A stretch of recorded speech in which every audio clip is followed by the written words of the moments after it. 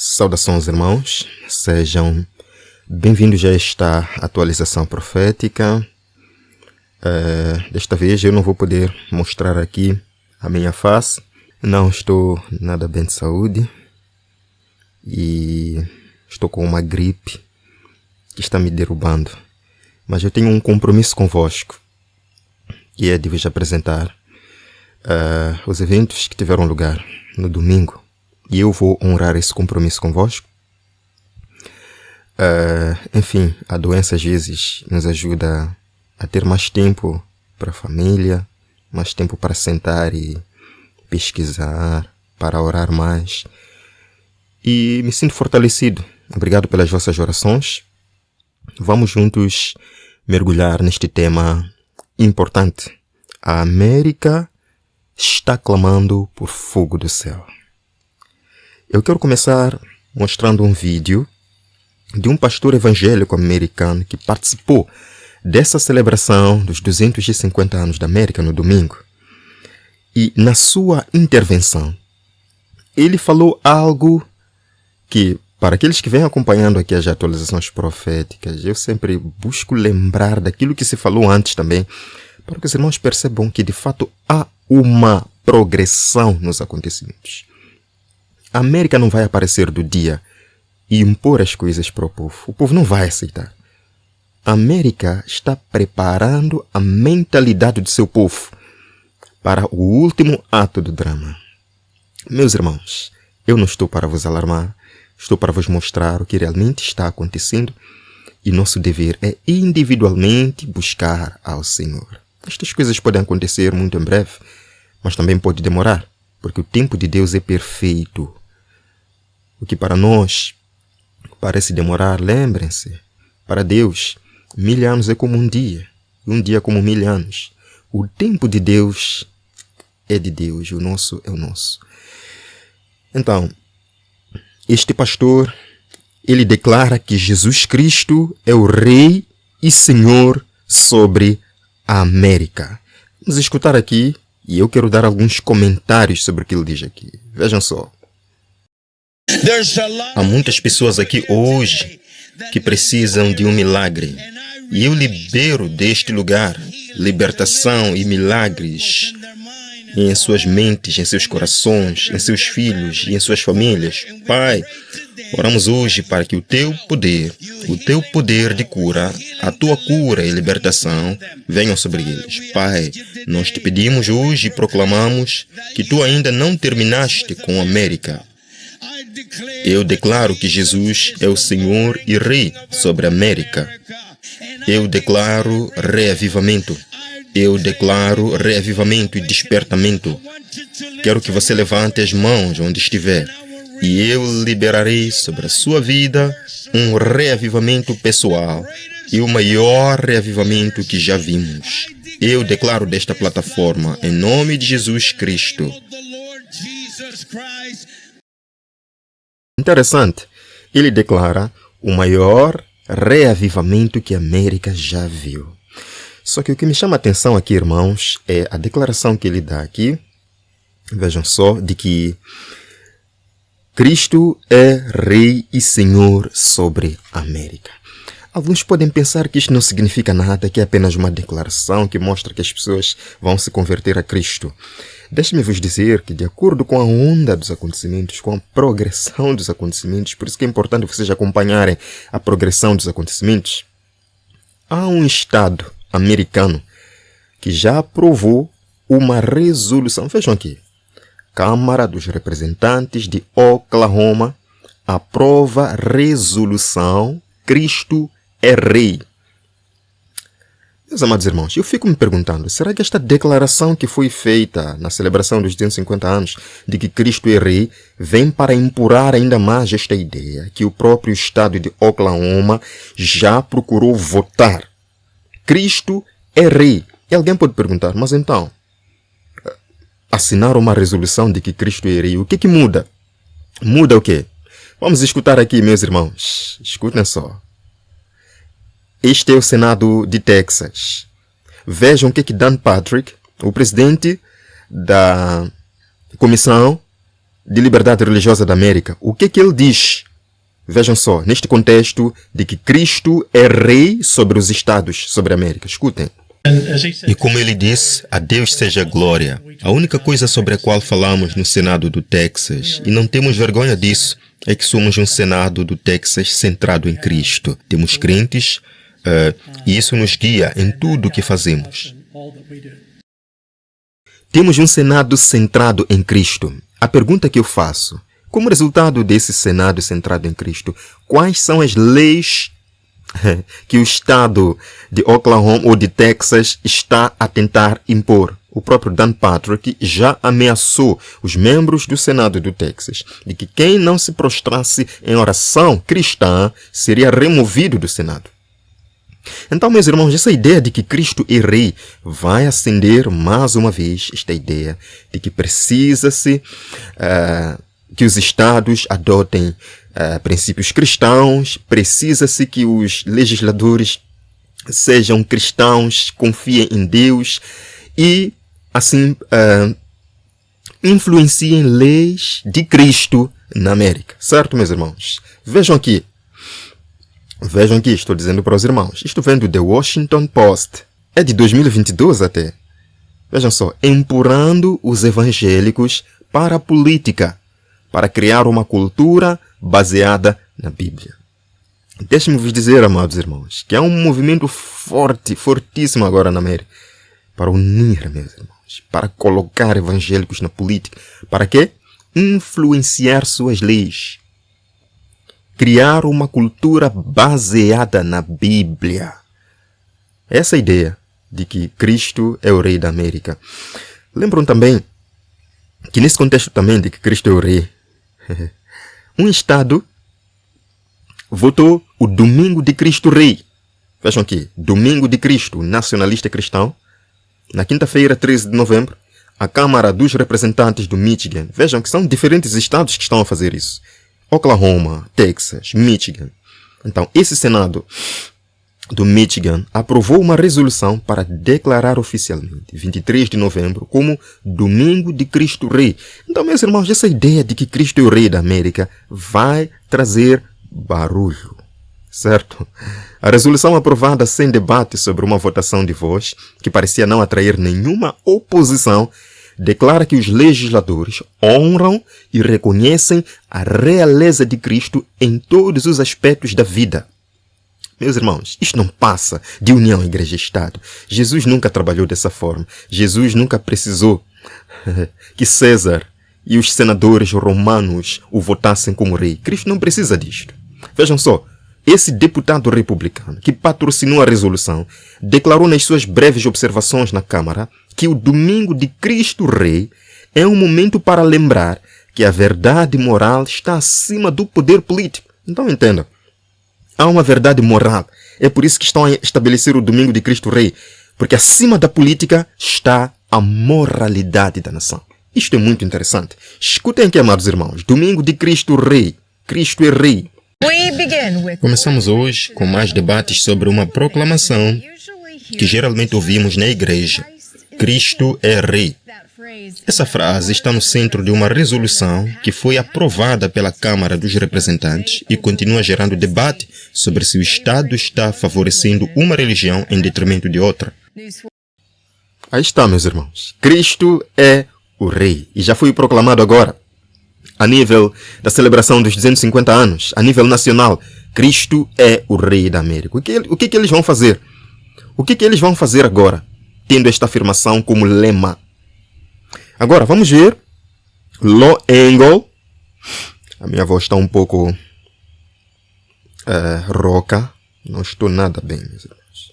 Vamos ver Law Engle, o promotor do movimento Azusa Street. Vocês sabem que Azusa Street esteve muito forte nos anos de 2016 e 2017, onde procurava unir todas as religiões, todas as denominações da América. Foi esse Law Engle quem beijou o pé de um padre chamado Bruno Calice, um padre católico enviado pelo Papa numa conferência nacional como esta, no National Mall. Ele beijou o pé, declarando unificação com Roma, perdão geral, não há mais protesto. Percebem? São esses homens que estão a promover o grande reavivamento na América. Alguma coisa aqui não está muito clara. Vejam só o que ele falou.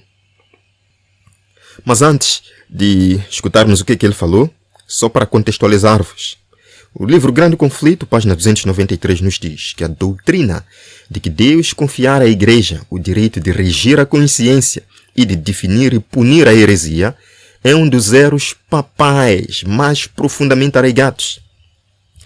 Então, meus irmãos, o que eles estão a fazer agora na América? Unir igreja e Estado, procurar impor leis, Cristo como rei, tudo isto não passa de imagem da besta sendo formada. Foi adotado pelos colonos o regulamento de que apenas membros da igreja poderiam ter voz ativa no governo civil. Vejam, foram os colonos que fizeram isso, não os pais fundadores da América. Formou-se uma espécie de Estado eclesiástico. Aí está, Cristo Rei. Assim, o poder secular encontrava-se nas mãos da igreja. O que aconteceu depois? Não levou muito tempo para que estas medidas tivessem o resultado inevitável: a perseguição. É isso mesmo, meus irmãos. Vamos escutar agora Lo Engel falando aqui. Irmãos e irmãs, este é um momento decisivo da história. E o que fizermos aqui pode mudar a América. Mas esta Assembleia Solene é diferente de qualquer outra Assembleia Solene, porque o presidente dos Estados Unidos convocou este dia. Biblicamente falando, quando os reis de Israel convocaram a assembleias solenes e o povo respondia, Deus transformava a nação e derramava o seu espírito. Eu acredito que estamos vivendo esse momento agora mesmo, e o que você faz ecoa pela eternidade. Então Deus libera um fogo interior sobre toda a América, para que as pessoas te busquem e tenham fome de ti em nome de Jesus. Senhor, libera arrependimento sobre toda esta nação. E agora, fiquem de pé comigo, pois este é o jubileu da América.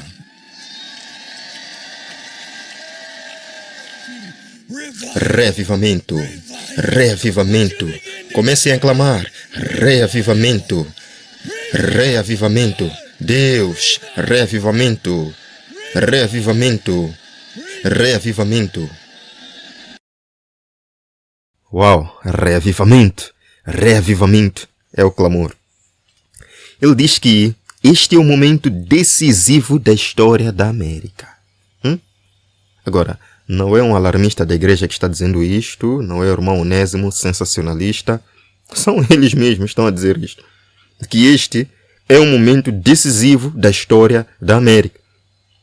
E ainda mais, ele diz que o que fizermos aqui hoje pode mudar a América. Então, eles querem mudar a América. Eles querem mudar a América com base neste evento de celebração. E ele diz que o fato de o presidente Trump ter convocado o encontro tem um significado bíblico, porque quando os reis de Israel convocavam a nação, quando havia uma santa convocação vinda do próprio rei de Israel, um reavivamento acontecia, uma mudança, uma reforma geral acontecia na nação. Isto é interessante. E ele clama pelo fogo sobre a América. Ora, quando nós lemos em Apocalipse capítulo 13, verso 13, falando sobre a segunda besta, Estados Unidos, e faz grandes sinais, de maneira que até fogo faz descer do céu a terra à vista dos homens. Agora, só para ficar claro, não se trata de um fogo literal, um fogo físico, um fogo simbólico, representando o clamor pela descida do Espírito Santo. E como resultado, milagres serão feitos, grandes sinais serão feitos, curas serão feitas.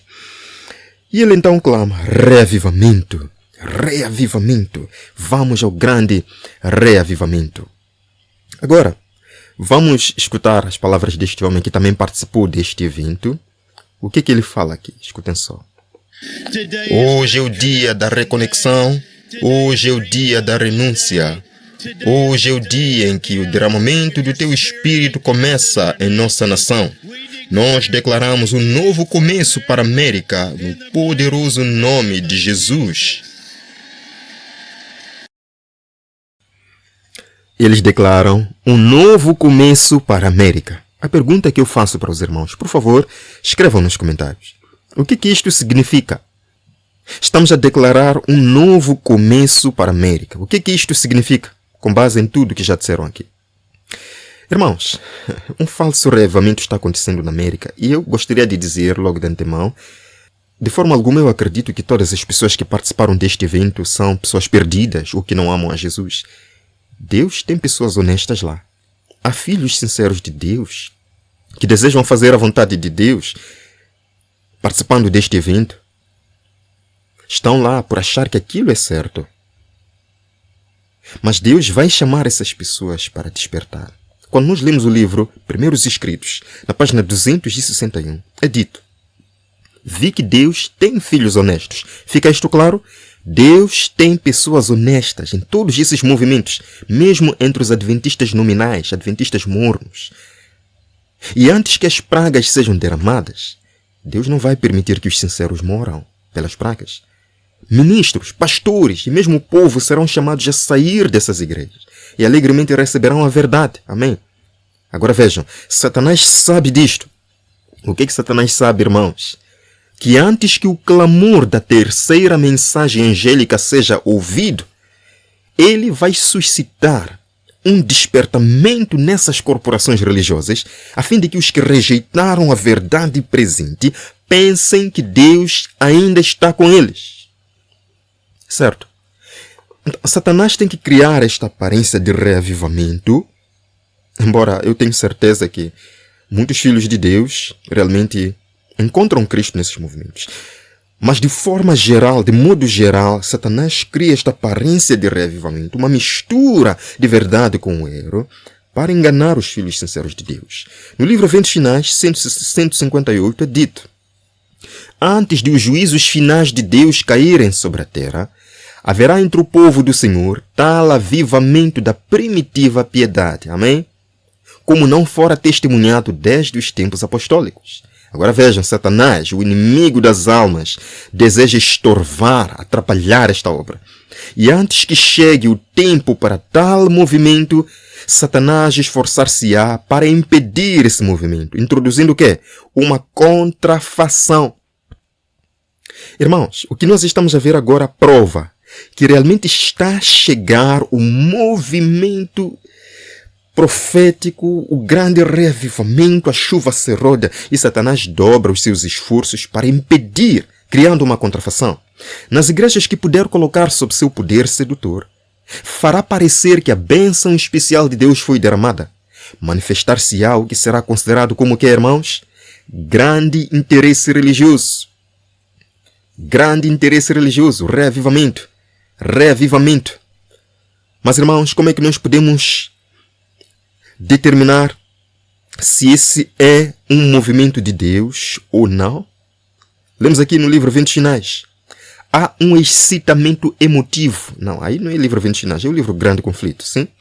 Há um excitamento emotivo. Mistura do verdadeiro com o falso, muito apropriado para transgiar. Então vejam que a natureza destes movimentos é misturar verdade com o erro. É misturar Cristo com o nacionalismo cristão.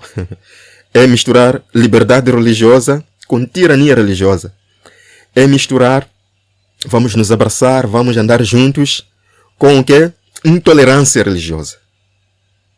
Há um excitamento emotivo, emoção. Vocês percebem que estes movimentos sempre são acompanhados de música. Música rock, bateria. Onde quer que os homens negligenciem o testemunho da Escritura Sagrada, desviando-se das verdades claras que servem para provar a alma e que exigem a renúncia de si mesmo e a do mundo, podemos estar certos de que ali não é outorgada a bênção de Deus. Como é que nós podemos ter a certeza que este não é um movimento de Cristo, porque não ensina a palavra de Deus, não prega a verdade da palavra de Deus. Em Mateus capítulo 7, verso 21, Jesus falou: nem todo o que me diz Senhor, Senhor, entrará no reino dos céus, mas aquele que faz a vontade de meu Pai que está no céu. Meus irmãos, a questão aqui que Jesus nos apresenta é fazer a vontade do Pai. Não é somente clamar pelo Pai. Não é somente dizer glória a Deus, aleluia, reavivamento. É viver de acordo com a palavra de Deus. Muitos me dirão naquele dia: Senhor, Senhor, não profetizamos nós em teu nome? Não proclamamos, não declaramos reavivamento nacional? Em teu nome não expulsamos demônios? Em teu nome não fizemos muitas maravilhas? Realmente essas pessoas mereciam a salvação. Mas veja o que Jesus diz: então lhes direi abertamente: nunca vos conheci. Apartai-vos de mim, vós que praticais a iniquidade. A questão aqui é praticar. É você conhecer a verdade e não praticar essa verdade. O Espírito Santo não pode trabalhar num coração que deliberadamente transgride a lei de Deus. Este reavivamento nacional, meus irmãos, é um reavivamento ecumênico. É um reavivamento ecumênico, unindo católicos, protestantes, batistas, metodistas. É um reavivamento nacional ecumênico. Este reavivamento nacional não é doutrinário, não se baseia na verdade de Deus. Ao passo que em João 17, verso 17, Jesus disse: santifica-os na verdade. A tua palavra é a verdade. Jesus nos leva à palavra. O reavivamento nos leva à Bíblia. O verdadeiro reavivamento, meus irmãos, aquele reavivamento profético, vai levar à proclamação de toda a verdade, incluindo os avisos sobre a falsa adoração nos últimos dias. Vejam aqui, quando nós lemos Apocalipse capítulo 18, verso 1, depois destas coisas vi descer do céu outro anjo que tinha grande poder, e a terra foi iluminada com a sua glória. Tinha grande poder. A terra foi iluminada com a glória. São pessoas reavivadas, pessoas transformadas. A glória da piedade primitiva. Mas então, o que esses reavivados nos últimos dias vão fazer? Verso 2. E clamou fortemente com grande voz, dizendo: caiu a grande Babilônia. Então, o reavivamento dos últimos dias vai levar à proclamação da verdade. Não vai levar ao ecumenismo. Não vai levar a dobrar o joelho diante de Roma. Não vai levar as igrejas a se unirem para dominar o Estado, para impor leis cristãs, para dizer que Cristo é rei e impor leis cristãs. Isto não é reavivamento. Não, não é não. Meus amados irmãos, realmente nós estamos vivendo um momento histórico, como falou o homem. Busquemos ao Senhor com mais fervor. Que nós possamos viver de Cristo. Que nós possamos respirar Cristo, falar Cristo, pensar Cristo. Que nós possamos estar habilitados para que quando essa chuva serôdia for derramada, nós possamos ser contemplados. Deus abençoe sua vida, meu irmão. Se Deus permitir, ainda hoje eu voltarei para apresentar mais eventos ocorridos e que estão acontecendo no mundo. Não para lhe assustar, mas para lhe fortalecer. A profecia se cumpre diante de nós. Jesus voltará. Se isso te deixa assustado, algum problema você tem no seu relacionamento com Cristo. Até a próxima.